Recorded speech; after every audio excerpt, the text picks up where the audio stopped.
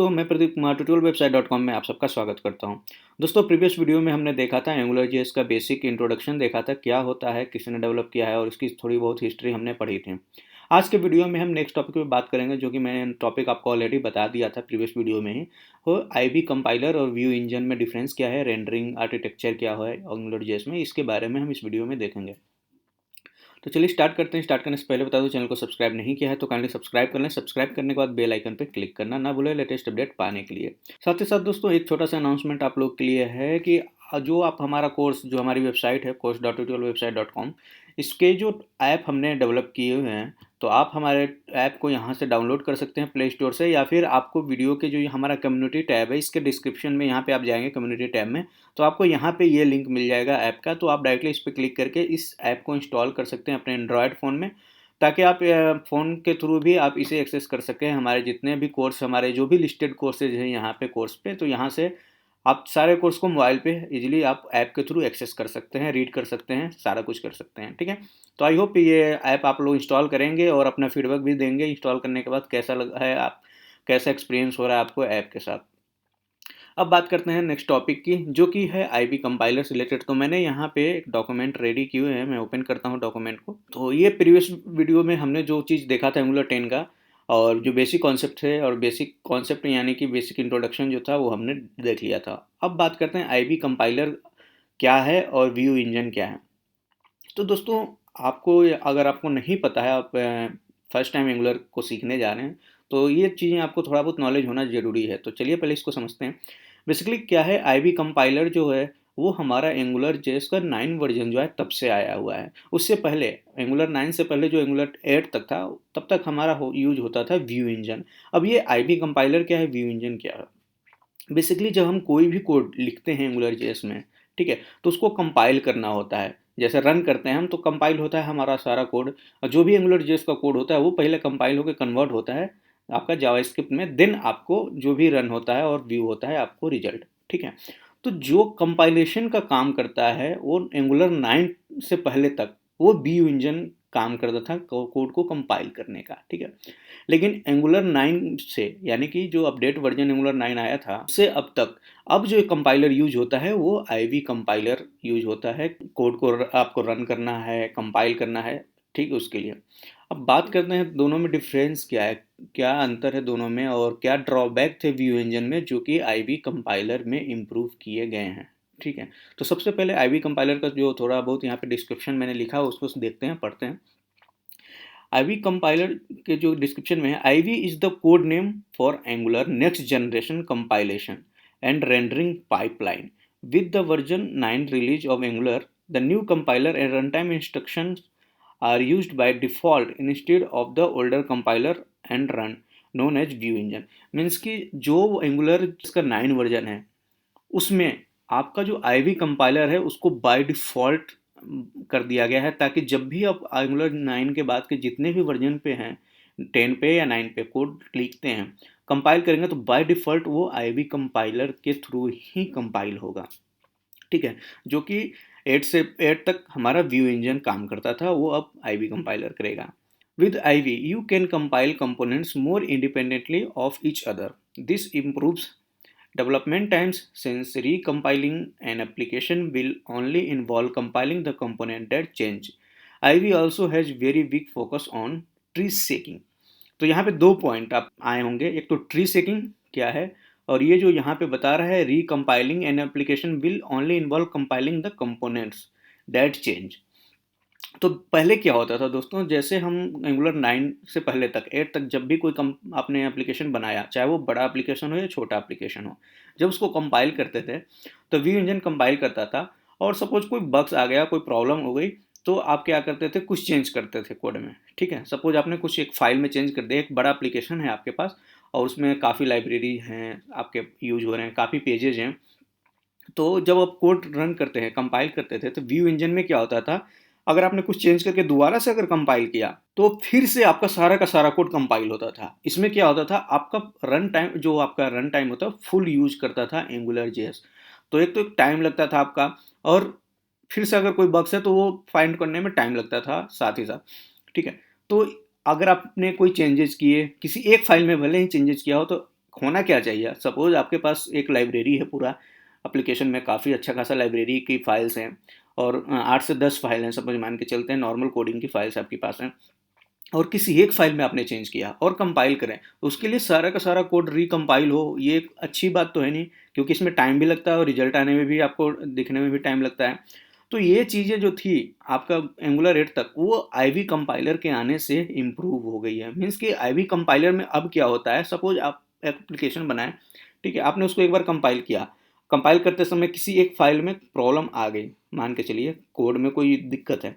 तो जब आप कुछ कोड को चेंज करते हैं, कोडिंग में कुछ इम्प्रूव कर दिया, देन फिर से जब कंपाइल करते हैं, तो इस केस में आईवी कंपाइलर क्या करता है, सारे कोड को कंपाइल नहीं करता है। जितने कोड कंपाइल हो चुके थे, मतलब जिनमें कोई दिक्कत नहीं थी, उनको वहीं तक रखता है। जो आपने चेंज किए उसके बाद से जितने भी फाइल्स बचे हुए हैं, सिर्फ उनको कंपाइल करेगा। जो पहले से हो चुके हैं उनको दोबारा से कंपाइल नहीं करता है। तो इससे क्या होता है, आपका रन टाइम जो है बचता है, यानी कि टाइम भी बचता है डेवलपमेंट होने में और इम्प्रूव भी होती है, फास्ट प्रोसेस भी होता है कंपाइल होने में आपके कोड को। इसी को ट्री शेकिंग एक वर्ड यहाँ पे है, ट्री शेकिंग आर्किटेक्चर इसी को कहते हैं।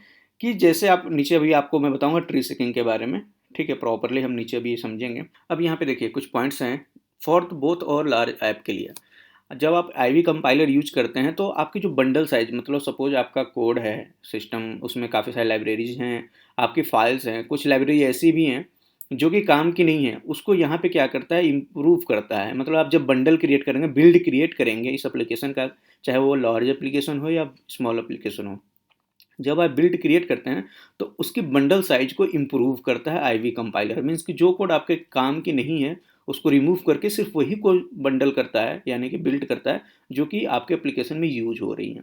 तो ये इससे क्या होता है, आपका एप्लीकेशन का साइज जो होता है वो स्मॉल हो जाता है, मतलब जितना कम से कम हो सकता है उतना कम हो जाता है। जब सारा कुछ सही रहेगा, आपको मैंने बताया कि एक बार कंपाइल होने के बाद दोबारा जब कंपाइल करते हैं तो सारे कोड कंपाइल नहीं होगा, तो ये इसकी फास्ट टेस्टिंग जो होगी वो फास्ट होगी और डबगिंग भी फास्ट होगा, बेटर होगा पुराने वाले वर्जन से। क्योंकि व्यू इंजन में क्या होता था, सारा का सारा डबग होता था, तो उसमें टाइम तो लगता ही था डबग होने में। काफ़ी टाइम बाद आपको पता चलता था कि उस कोड जो आपने चेंजेस किए उसमें इम्प्रूव हुआ या प्रॉब्लम सॉल्व हुई कि नहीं। लेकिन आईवी कंपाइलर में क्या हुआ, जितना आपने चेंज किया उसके बाद से जब कंपाइल करता है तो पुराना अगर कंपाइल नहीं कर रहा है तो तुरंत आपको रिजल्ट मिल जाता है, आपका जो आपने चेंजेस किए वो सही वर्क कर रहा है या नहीं कर रहा है, या जो चेंजेस है वो सही है कि नहीं। ठीक है।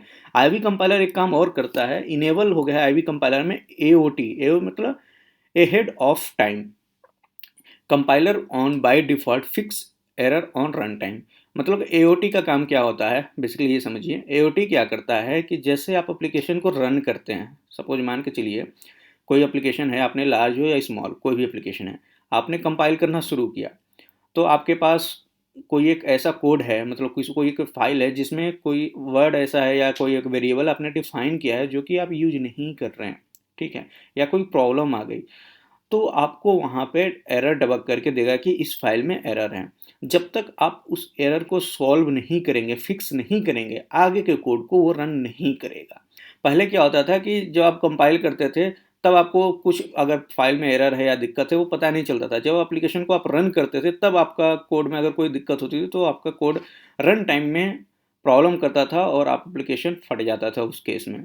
लेकिन अब क्या हो रहा है, आईवी कंपाइलर के आने से क्या हो गया है कि आपको रन टाइम से पहले ही, डबग टाइम में ही, मतलब कंपाइलेशन टाइम में ही आपको एरर मिल जाएगा। और जब तक आप उसको रिमूव नहीं करेंगे आपका रन होगा ही नहीं एप्लीकेशन। तो इससे क्या हो गया कि जब आपका रन टाइम में एप्लीकेशन जाएगा तो बिल्कुल कंप्लीट होगा, उसमें कोई प्रॉब्लम नहीं होगी, कोई बग नहीं होगा, कुछ भी नहीं होगा। अगर वो एप्लीकेशन आपका कोई भी एप्लीकेशन है, अगर वो रन कर गया, चल गया, मीन्स कि उस एप्लीकेशन में कोई दिक्कत नहीं है। अगर वो 9 वर्जन के बाद का एप्लीकेशन आपने डेवलप किया है तो ये बेनिफिट हुआ, टाइम बचा आपका और रन टाइम में आपका कोई दिक्कत नहीं आएगी। जो भी टाइम कोई भी प्रॉब्लम है आपके एप्लीकेशन में वो आपको कंपाइल टाइम में ही पता चल जाएगा, उसी टाइम में ही आपको उसको इम्प्रूव करना होगा। और सीएसएस और क्लास बाइंडिंग भी इम्प्रूव हुई है आईवी कंपाइलर के आने से। मतलब सीएसएस जो भी हम लिखते हैं, क्लास डिफाइन करते हैं, उसकी बाइंडिंग भी अच्छे से हुई है। बंडल साइज जो मैंने आपको बता दिया वो इम्प्रूव हुआ ही है। अब यहाँ पे वही चीज़ आपको आर्किटेक्चर, रेंडरिंग आर्किटेक्चर क्या होता है बेसिकली ये समझने की बात है। तो आपको मैंने जैसे पहले भी बताया कि एंगुलर 8 तक जो भी हमारा वर्जन था एंगुलर 8, उसमें view engine rendering architecture use होता था। तो उसमें ड्रॉबैक क्या क्या थे, पहला था कि नो ट्री सेकेबल, जो कि मैंने बताया नो ट्री सेकेबल मतलब आपका क्या करता था, एप्लीकेशन क्या फुल रन टाइम यूज़ करता था, चाहे वो स्मॉल एप्लीकेशन हो या लार्ज एप्लीकेशन हो। मीन्स कि सपोज़ एक एप्लीकेशन आपने बनाया, जो कि एक हेलो वर्ल्ड या फिर एक सिंगल पेज की एप्लीकेशन है, ठीक है? उस केस में भी क्या करता था, ये पूरा का पूरा आपका रन टाइम को यूज़ करता था। ट्रेसेबल नहीं होगा तो पूरे के पूरे एप्लीकेशन का जो भी रन टाइम होगा, वो सारा यूज़ करेगा। चाहे वो भी अगर लार्ज एप्लीकेशन है, तो भी उतना ही टाइम यूज़ करता था। जो कि सही नहीं है। अगर सही केस में देखा जाए, एक छोटा एप्लीकेशन है, एक बड़ा एप्लीकेशन है, तो दोनों के लिए सेम टाइम यूज़ कर रहा है अगर कंपाइल होने में, तो कोई फ़ायदा ही नहीं है, चाहे वो बड़ा एप्लीकेशन बन जाए या फिर रन, दोनों के लिए टाइम सेम ही यूज़ करेगा। तो ये एक इसमें ट्री सीकेबल का जो प्रॉब्लम थी, वो यहाँ पे था, जिसकी वजह से आपका रन टाइम भी पुराने एप्लीकेशन में ज़्यादा होता था। ठीक है, नो इंक्रीमेंटल यहाँ पे कंपाइलेशन की बात, ये कहने का मतलब ये है कि जैसे आपको मैंने बताया प्रीवियस कंटेंट में, कि जैसे आप एक बार कंपाइल करते थे कोड को व्यू इंजन के साथ रेंडरिंग जब करते थे, तो सपोज आपका लाइब्रेरी एक बार चेक हो चुका है, ठीक है, उसमें कोई दिक्कत नहीं है, आपके किसी एक फाइल में दिक्कत आया और कोड आपका बताया कि एरर है, फिर आप उसको जब चेंज करते थे, चेंज करने के बाद दोबारा जब कंपाइल करते हैं, तो व्यू इंजन में क्या होता है, पूरा का पूरा लाइब्रेरी फिर से कंपाइल करता है, चेक करता है। तो इसमें ऐसा नहीं होना चाहिए ना, क्योंकि एक बार आपका फाइल कंपाइल हो चुका है, उसमें पता है कि कोई एरर नहीं है, तो आगे से कंपाइल करना चाहिए। तो इसमें क्या था, व्यू इंजन में यही था, नो इंक्रीमेंटल कंपाइलेशन का ऑप्शन नहीं था। इसमें भी क्या होता था कि सारा का सारा फिर से कंपाइल होता था। तो ये दो प्रॉब्लम जो थी सबसे ज़्यादा, जो पुराने वर्जन में आपको फेस करने पड़ते थे बेसिकली, समझिए, जो कि एक ड्रॉबैक भी कह सकते हैं, एप्लीकेशन का ड्रॉबैक था एंगुलर 8 का। तो जैसे ही एंगुलर का 9 आया वर्जन, उसमें आपको आईवी जो कंपाइलर है, रेंडरिंग इंजन या आर्किटेक्चर कहिए, आईवी रेंडरिंग आर्किटेक्चर के आने से, मतलब बाय डिफ़ॉल्ट आईवी कंपाइलर के आने से एंगुलर 9 में, ये जो दोनों प्रॉब्लम ऊपर ड्रॉबैक थी, वो दोनों हमारे इम्प्रूव हो गए। अब रेंडरिंग आर्किटेक्चर क्या होता है? Basically pair of compiler and run time, दोनों का जो पेयर होता है, मतलब जो टाइम कंपाइल होने में लगा फिर उसको रन होने में लगा, ये दोनों को कॉम्बिनेशन जो रेंडरिंग होने में जो होता है, स्ट्रक्चरिंग जो होती है, वो प्रॉपर कहलाता है रेंडरिंग आर्किटेक्चर। तो यहाँ पे आपको दोनों पॉइंट आपको मिला। कंपाइलर क्या है, convert your Angular declarative code and syntax template to JavaScript instruction. Run time क्या है, execute the compiled application code, यानी जो भी कंपाइलर के थ्रू कोड कंपाइल हो जावास्क्रिप्ट में, उसको एग्जीक्यूट करने का जो टाइम होता है, वो रन टाइम कहलाता है। अब आईवी कंपाइलर के वैसे एडवांटेज कई बार हमने पढ़ लिया, फिर दोबारा से भी मैं बता दूं। पहला यहाँ एडवांटेज जो है ट्री सीकेबल, जो कि था आपको पहले बताया, कि पहले क्या होता था कि सपोज आपने कोई एक टेस्टिंग इन फाइल बनाया, सपोज आप एप्लीकेशन बना रहे हैं, ठीक है, टेस्टिंग करने के लिए उसमें एक फाइल आपने बना दिया, जिसको कि आप बाद में यूज नहीं कर रहे हैं, लेकिन आपने उस फ़ोल्डर में एक फ़ाइल बना रखा है टेस्टिंग पर्पज़ के लिए, चाहे वो एक सर्विसेज बना रखी है टेस्टिंग पर्पज़ के लिए, और बाकी उसका कोई किसी फ़ाइल में जो लाइव हमारा कोड है, उसमें कोई नीड नहीं है, ज़रूरत नहीं है। तो पुराने वर्जन में क्या होता था, वो जो आपका बंडल क्रिएट होता था, तो वो कोड भी बंडल में इंक्लूड होता था और वो सर्वर पे अपलोड होता था, जिससे कि आपका नंबर ऑफ कोड हैवी ही होता था, ठीक है, साइज़ हैवी होता था, सर्वर पे जाता था। तो आईवी कंपाइलर का जो ट्री सीकेबल फीचर्स आने से क्या हुआ, जो कोड आपके काम के नहीं है, जैसे ही बंडल क्रिएट होगा उसी टाइम वो चेक करता है कि कौन से कोड काम के हैं, कौन से कोड काम के नहीं है, यानी कि कहाँ यूज हो रहा है। अब कोई कोड ऐसा पड़ा हुआ है जिसका यूज नहीं है आपके लाइव एप्लीकेशन में, उस कोड को क्या करता है, इलिमिनेट यानी रिमूव करके ही बंडल क्रिएट करता है, ठीक है, आईवी कंपाइलर, ठीक है। और इससे क्या हुआ कि जैसे ही आपका कंपाइलेशन का जो आपको मैंने बताया कि एक बार कंपाइल होने के बाद अगर कोई एरर आता है और उसके चेंज करते हैं, तो पुराने कोड को, वो जो भी कंपाइल कोड है उसको रन नहीं करता, दोबारा से कंपाइल नहीं करता, तो इससे क्या होगा, आपका रन टाइम भी फुल यूज नहीं होता है, मतलब कि not require full run time. तो सारे रन टाइम की जो मतलब रिक्वायरमेंट नहीं है, जो कंप्लीट रन टाइम चाहिए, ठीक है। अब दूसरा एलिमिनेट कोड हुआ, जो यूजलेस कोड है उसको एलिमिनेट किया, तो साइज जो बंडल क्रिएट होगा बिल्ड होने के बाद, वो भी स्मॉल होगा। दूसरा पॉइंट यहाँ पे है इंक्रीमेंटल कंपाइलेशन, यानी कि फास्ट कंपाइलेशन।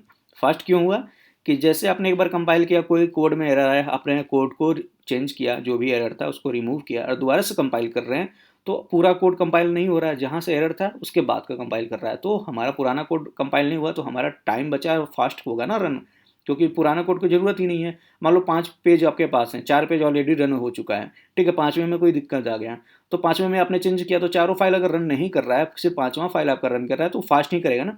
तो ये हमारा आईवी कंपाइलर के आने से ये हमें आगे एप्लीकेशन में एडवांटेज हो गया। और आईवी कंपाइलर के आने से ही एंगुलर जेएस ज़्यादा पॉपुलर हो रहा है और आने वाले टाइम में जहाँ तक है और पॉपुलर होने के चांसेज हैं। इसलिए एंगुलर जेएस का जो 10 वर्जन है इसमें और भी चीज़ें इंप्रूव हुई हैं। अगर इसको मैंने आपको बताया था ब्लॉग पेज, आपको पुराने वीडियो अगर आपने नहीं देखा है तो देख लीजिए, डिस्क्रिप्शन में लिंक मिल जाएगा। चैनल पे जाके भी आप हमारे प्लेलिस्ट में चेक कर सकते हैं। उसमें मैंने आपको डिस्क्रिप्शन में इसके ब्लॉग की लिस्ट दी है, जिसमें उसमें उन्होंने बताया है कि एंगुलर 10 में और क्या मतलब इम्प्रूवमेंट किया गया है। तो आप देख सकते हो वहाँ पे इम्प्रूवमेंट के बारे में। अब हम आगे क्या करेंगे, इंस्टॉलेशन के बारे में देखेंगे कि कैसे हम इंस्टॉल करेंगे अब एंगुलर जेएस के एप्लीकेशन को, कैसे हम अब इसको यूज करेंगे, इसके बारे में हम आगे की सीरीज जो भी हमारा बनेगा प्रोजेक्ट उस पर बनेगा। तो ये बताना जरूरी था आईवी कंपाइलर और व्यू इंजन के बारे में, इसलिए मैंने इस वीडियो को बनाया। आई होप ये चीज़ें आपको क्लियर होगी। सपोज आपको इंटरव्यू में ही पूछा जाता है, क्योंकि काफ़ी टाइम आप इंटरव्यू देने जाओगे एंगुलर जेएस के, तो ये पूछा जा सकता है कि आईवी कंपाइलर क्या है और व्यू इंजन में क्या दोनों में डिफरेंस था, क्या मतलब एडवांटेज हुए आईवी कंपाइलर के आने से, और क्या एडवांटेज डिसएडवांटेज थे आपके व्यू इंजन के। तो ये चीज़ें आपको यहाँ पे क्लियर हो गई होगी। इसमें अब अगर इंटरव्यू में आपसे पूछा जाएगा तो आपको प्रॉब्लम नहीं होगी, आप उसको बता सकते हैं, एक्सप्लेन कर सकते हैं अच्छे तरीके से। अगर ये वीडियो अच्छा लगा तो लाइक करें, दोस्तों के साथ शेयर करें। चैनल को सब्सक्राइब नहीं किया है तो काइंडली सब्सक्राइब कर लें और बेल आइकन पे क्लिक करना ना भूलें। साथ ही साथ जैसा कि मैंने बताया, आप हमारे ऐप को इंस्टॉल कीजिए, आपको यहाँ पे कम्युनिटी में लिंक मिल जाएगा, और अपने फीडबैक को शेयर करें। आज के लिए रुकते हैं, नेक्स्ट वीडियो में नेक्स्ट टॉपिक पर डिस्कस करेंगे। तब तक के लिए बाय बाय, टेक केयर, अपना ख्याल रखें।